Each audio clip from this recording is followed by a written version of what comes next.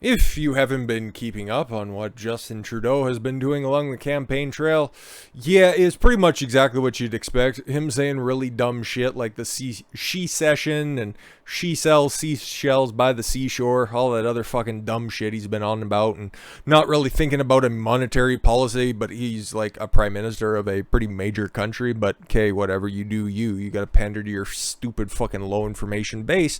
Be my fucking guest. But another thing, yeah, him changing his tone on the Taliban. Oh, we won't recognize them. Canada refers to them as a terrorist organization. It's in law. Yeah. Until you start to see that their basic type of dictatorship is something that you've lauded from the likes of Xi and from Castro. So, you know what? Hey, who da fucking thunk it? In a press conference on Tuesday after G7 meetings to discuss evaluations in Afghanistan, Prime Minister Justin Trudeau appeared to walk back a previous statement about Canadian government having no plans to recognize the Taliban as a legitimate government. Really shouldn't. He was actually harder on the people who went down to the Capitol on January 6th in the United States than he has been on the Taliban, actually armed insurrectionists. But what do you expect from somebody who never grew up with his real father in his life, except for when they took trips to Havana? How will you convince the Taliban to cooperate when you're threatening sanctions against them? A reporter asked Trudeau. You shouldn't be worried about that relationship. There's probably some asshole from the fucking CBC. We know very clearly that the Taliban wants to be recognized as a government. They want to be a part of the global community. No, they don't. They want to set up a fucking caliphate and kick out all the non-believers, you stupid ass. They have insisted that they're different than they were 20 years ago. Yeah, it really shows them. Yeah, telling all the women to stay home until they figure out how to deal with them. Very different, very progressive. That remains to be seen, and we are highly skeptical. The Taliban remain on Canada's list of terrorist entities. But certainly, the international community has a few very clear expectations and demands of the Taliban if they want to have engaged with constructively and positively, whether it's financially, whether it's on terms. I don't care. They're terrorists. Why are you fucking sweet talking them? Oh, mostly because the prevailing idea within your party, according to your gender equality. Ugh. Makes me want to throw up. Gender equality minister. God, Canada's fucked. Trudeau's right-hand blob refers to the Taliban as our brothers. Can you fucking believe it? It wasn't like a slip of the tongue or something. This was like, there are brothers in this. We'll get to the actual quote if you can fucking believe it. This is a real place. Canada's real. These are the people who are in charge. Liberal Minister for Gender Equality, Maryam Monsef, whatever, referred to the Taliban as our brothers during a press conference, providing updates on the situation in Afghanistan. What does the Gender Equality Minister have to do with the situation in Afghanistan? I didn't notice a lot of fucking hijabs flying off the wings of those fucking planes. I'm just saying. Monsef, an Afghan Canadian. Oh, I'm sure that's probably the most important part of her background. It's not any of her credentials or her qualities that made her the right pick for the job. I want to take this opportunity. Whenever I hear that, I want to take the opportunity to put a gun in my mouth to speak to our brothers, the Taliban. What? We call on you to ensure the safe and secure passage of any individuals in Afghanistan out of the country. We call on you to immediately stop the violence, the genocide, the femicide. That's a new word. The destruction of infrastructure, including heritage buildings. You should really go over there and tell them. I think that message would be something that'd be a little bit more agreeable if you guys were face to face, or I guess kind of like a cloth covering to beard, something like that. You should probably just send her over there. She seems like she has a good head on her shoulders. Not for long though. But Trudeau was over there in BC. I don't know if he's actually... Oh yeah, he did. He stopped in Calgary and nowhere else in Alberta. Because he doesn't care about us. He just immediately skipped over to BC. And where was he? In Vancouver? Oh, he's in Surrey, BC. A place that should be fairly sympathetic to him. But in light of recent events, Trudeau was booed and chased by protesters during campaign stop in BC. I'm at least looking at some of those pictures there. I'm looking to be a little bit more optimistic. Not much. But this is lower mainland BC. So, man, I think the tide's starting to turn. Prime Minister Justin Trudeau received a not-so-warm welcome from protesters at a campaign stop in Surrey, BC. Terrific. Justin Trudeau was back in BC this morning speaking about housing outside a property in the Vancouver suburb of Surrey. After his remarks, the Prime Minister faced a chorus of boos from protesters. Were they saying boo or boo earns? Many of who decried the Liberal government's attempt to get Canadians vaccinated. You ruin families, one man yelled. Cool, based. As Trudeau attempted to leave, he was tailed by a mob of protesters running and shouting after him. They reportedly followed him the entire block. Yeah, it's not an insignificant amount of people. Just gonna let this one play here for a moment. Hillbillies in my neighborhood. Yeah, no, that's pretty fucking good, actually, to be completely honest. And yeah, that's why he had so many police officers there. Stop playing, Rumble player. God damn it. Anyways, dude, that should be one of his hotbeds right now. Lower mainland BC, that's where all the fucking potheads, that's where all the weirdos hang out. It should be where all the Karens who think that he's just a pretty face and he's the right guy to lead the fucking government. Those are the people who should be there listening to his message, not a few dozen people chasing him down the block. I love it. I love it. But yeah, he's still out there banging on the same fucking drum. Oh, yeah, healthcare is a universal right, a human right, and our healthcare system's really good. Except for when you take a look at the numbers and realize it's not fucking very good at all. PM blasts private healthcare, even though, like, if you need a life-saving emergency surgery that they would deem in the healthcare system as being optional or elective, people just go to the United States or Mexico or other shitty places around the world. As you take a look at the 8 most developed countries in the world, we looked at this not that long ago. Number 8 is the United States based on the metrics that this poll was using, and then just above them, just like a cunt hair above them. I think in every video so far I've said cunt. Worked up today. What else can I say? Or I have something on the mind. Anyways, no, just above the United States at the bottom of the barrel, Canada. So good though. So yeah, feel free to blast private healthcare for, you know, actually like saving lives, despite giving $237 million medical contract to former Liberal. Yeah. No, it's bad. It's bad unless my friends benefit from it, then I won't mention it whatsoever. He's such a corrupt motherfucker. Canada's Prime Minister has recently gone on the offensive in an effort to spin Conservative Party leader Erin O'Toole's stance on the country's universal healthcare system and private healthcare. The universal healthcare system sucks a big bag of dicks, like a fucking dump truck full of dicks, despite having himself given hundreds of millions of dollars to a former Liberal MP who owns a private commercialized medical company. Of course, I'm sure he gets a ton of kickbacks from it. Last year, it was discovered the Montreal-based Bylis Medicare company owned by former Quebec Liberal MP Frank Bylis, was awarded a federal contract totaling $237 million.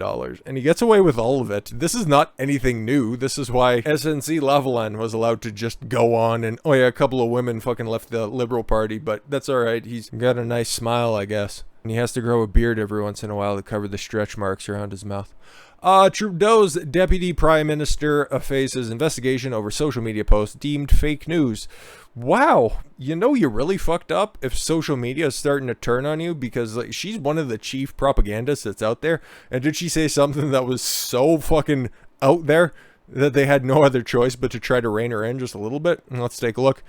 The Commissioner of Elections said Finance Minister Christina Freeland faces an investigation over social media posts tagged by Twitter as fake news. The Canada Elections Act prohibits any person from knowingly making a false statement to influence voters.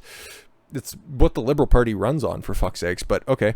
According to the National Post, the Conservative Party moved forward with asking Elections Canada via lawyer letters to force Liberals to remove the manipulated video. Interesting. Freeland posted a deceptively edited interview clip of Conservative leader Erin O'Toole Twitter called a case of video manipulation. Okay, but did they take it down? Did they strike her? It's not a channel. What the fuck do you call it on Twitter? Oh, a base for AIDS. Did they strike her off of that? No. Okay, it's still allowed to be up there. That's cool. I too like slaps on the wrist. They're importing American-style misleading politics, said O'Toole Monday. I think Canadians deserve better than that. He won't provide it, but he thinks that they deserve better than that. Thanks, Aaron.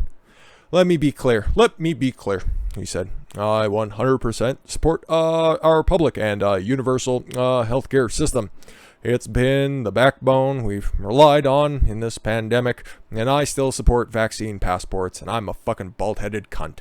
Fuck Erin O'Toole. Fuck him in his jelly bean-shaped head.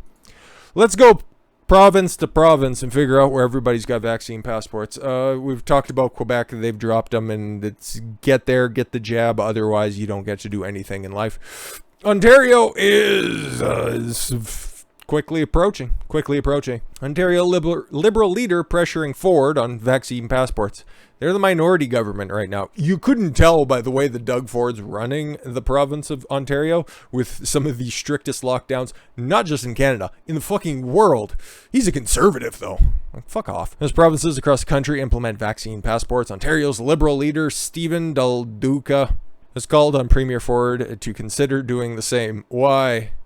Because there's one bad idea that's out there that permeates all of you idiots, and you just pick it up because you're too stupid to think for yourself. But it looks like you're doing something, right? In an open letter, Del Duca attempted to get through to Premier Ford, offering a box of donuts regarding the urgent need for responsible leadership on clear vaccine mandates and province-wide vaccine certificates. Who wants this other than the elites? And they always look like this, right? That's why I need some new glasses anyways.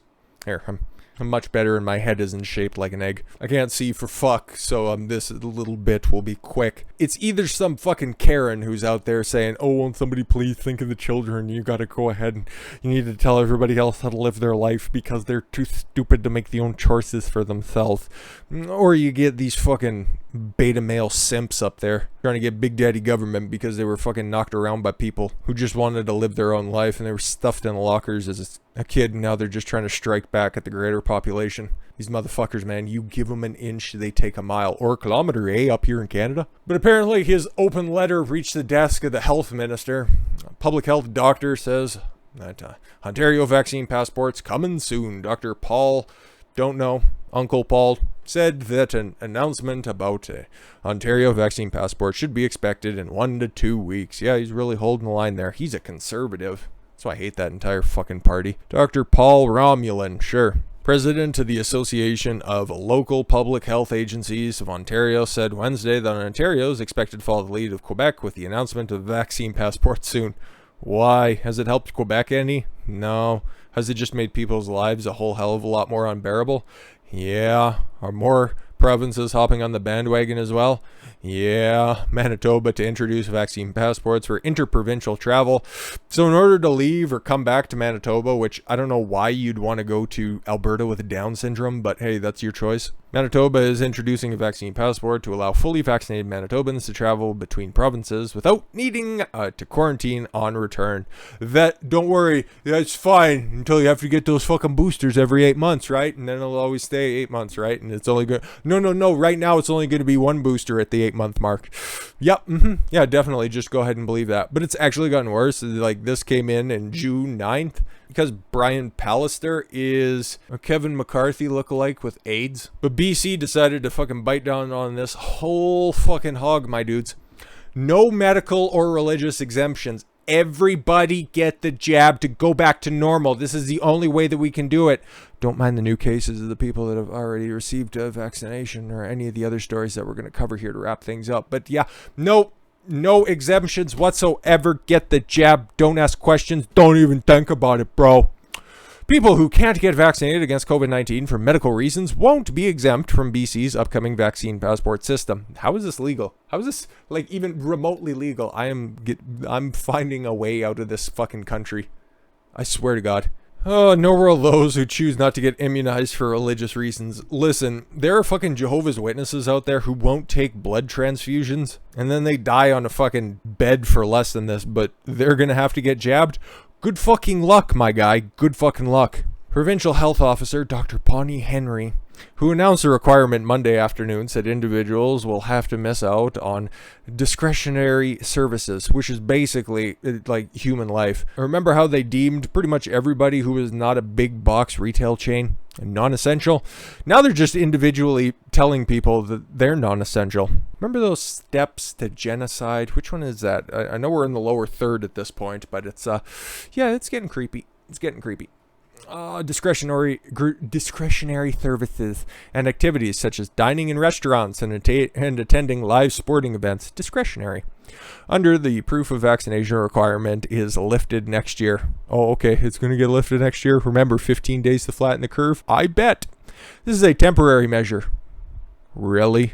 I want to say another word so bad. That's getting us through a risky period where we know people who are unvaccinated are at a greater risk. Really? We know that? Oh, okay. Those rare people who have a medical reason why they can't be immunized, they will not be able to attend those events during this period. Oh, okay. And then when this provision doesn't prove fruitful, and however you're going to be shifting the goalposts on trying to get control on the virus, whenever that doesn't work, and then you just decide to try to govern harder by, I don't know, let's just say hypothetically, like where's the next place that this could go, like rounding up people, forcing them into the stadium, and shooting them full of vaccine. Because they had the choice before and they weren't allowed. And it's like, oh yeah, no, nothing like that has ever happened before in human history. No, not at all.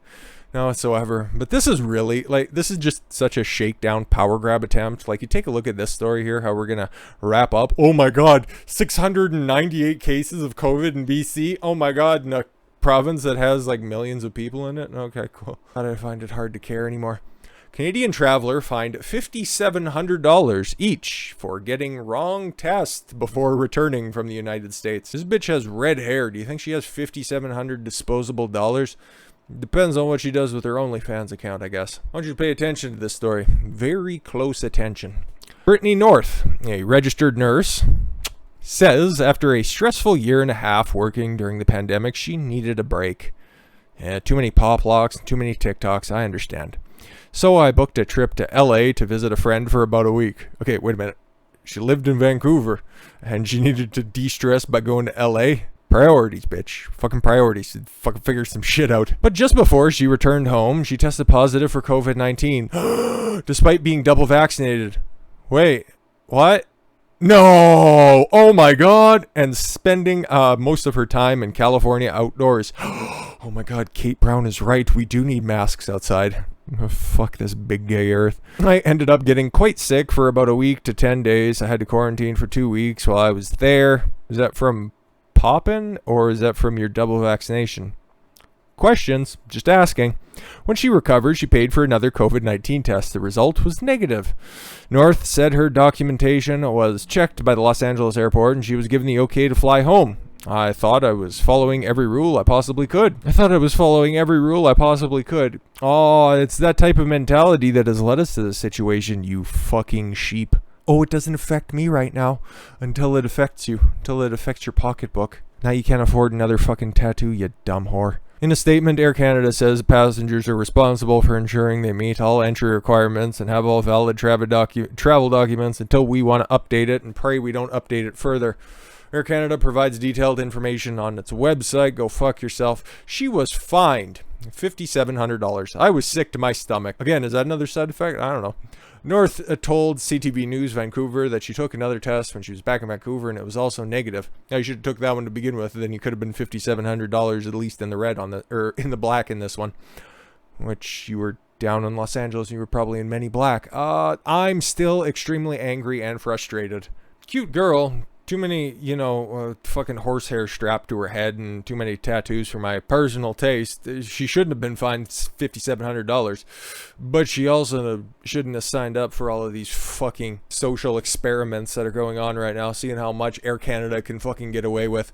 It's not about the vaccine, YouTube. Leave my video up. Okay, cool. No, it's seeing how much this shit they can fucking get away with. In Canada, man, oh my God. If you think Australia is pretty fucking sus right now, and New Zealand's the exact same way, just wait for the election cycle to be over, because honestly, the only thing I can hope for at this point, because the PPC, as much as I would love them to have a massive fucking landslide and every single seat in the House becomes theirs, that's not likely. Are they going to win a seat?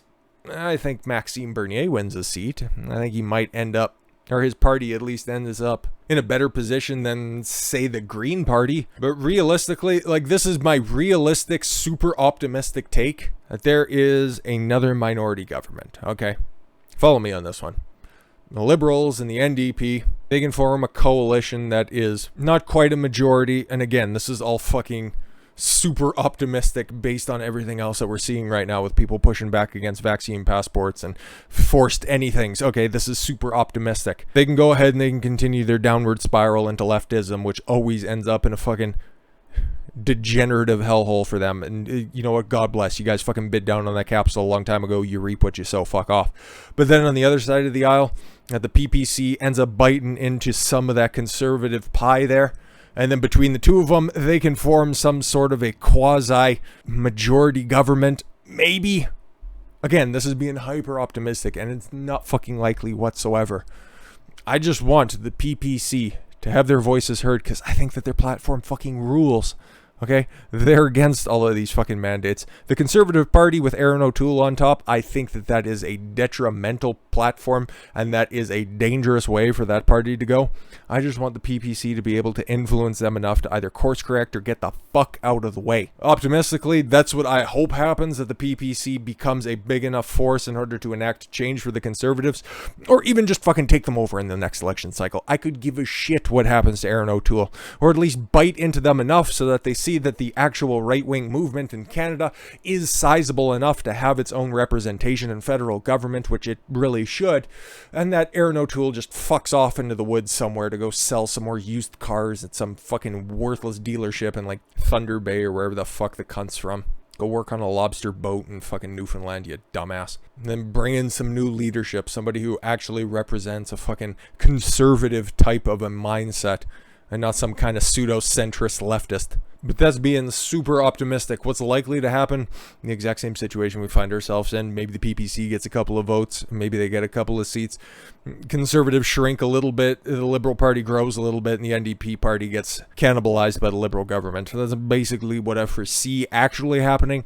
Optimistically, though, more PPC, more gooder. But still, there's not a lot of information out there on them right now.